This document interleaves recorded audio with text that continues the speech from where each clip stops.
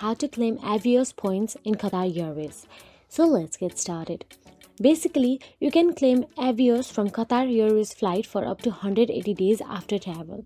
All you have to do is go to the claim.qatarairways.com website, and after you do so, simply tap on the Claim Missing Avios Continue. Now, all you have to do is scroll down and tap on the Claim Missing Avios option available there. And please enter your Privilege Club membership number will appear.